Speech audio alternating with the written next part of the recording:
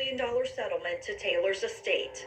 As I understand, is the largest amount for a black woman in a wrongful death killed by a police in America. But the Taylor family says there is still a long fight ahead in their quest for justice. It's time to move forward with the criminal charges because she deserves that and much more. Her beautiful spirit and personality is working through all of us on the ground. So please continue to say her name, Breonna Taylor. Detective Hankinson on bond and has pleaded not guilty to the charges. All right, still with us to discuss, Renee Hill, Molly Palmer, and Lara Yeretzian, criminal defense attorneys all.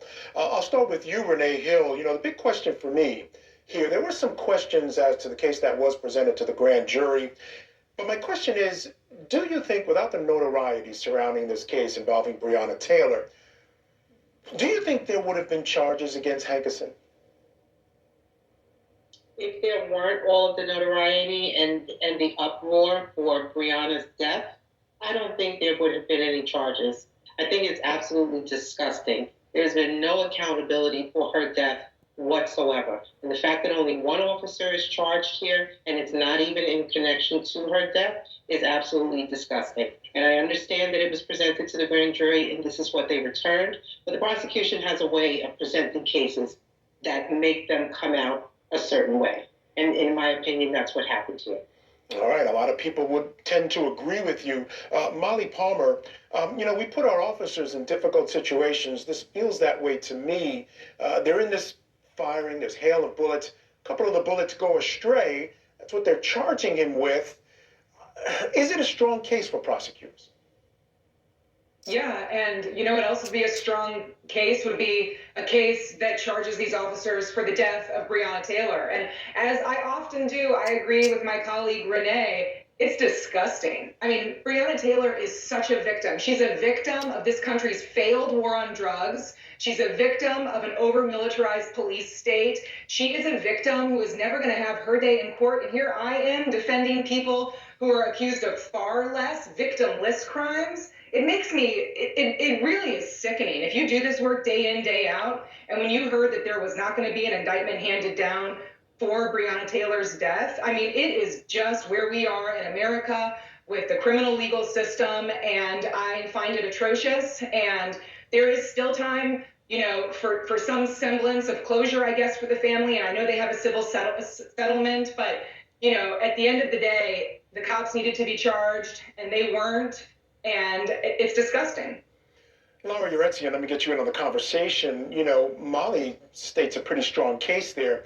Personally, I think even the police officers were the victim of a shoddy system, the entire administration. And I thought that that was dealt with well by the settlement. The folks who needed to be held responsible for this thing were through that settlement.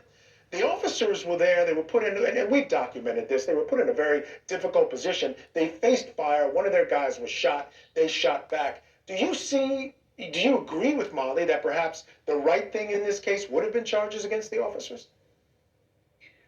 It's a tough decision to make, and I'm hoping that the grand jury had enough facts to make the right decision. In this case, like you said, listen, you've got cops banging on the door. They're there to make a bust. They may have a search warrant or it's a raid. And someone shoots at them, and one of their guys is on the floor. I mean, it's natural for there to be use of force at that point. Now, I don't know all the details. And again, I'm assuming, and I have some faith in the system, that maybe they did present all the facts and all the evidence to the grand jury for the grand jury to make this decision. It doesn't feel right. I mean, our gut reaction, our visceral reaction is, you know, an innocent woman died. And why did she die? And that's a very serious question for everyone to look into. And if there was any fault, even an inkling of a fault, aside from the officers involved, then they should be charged.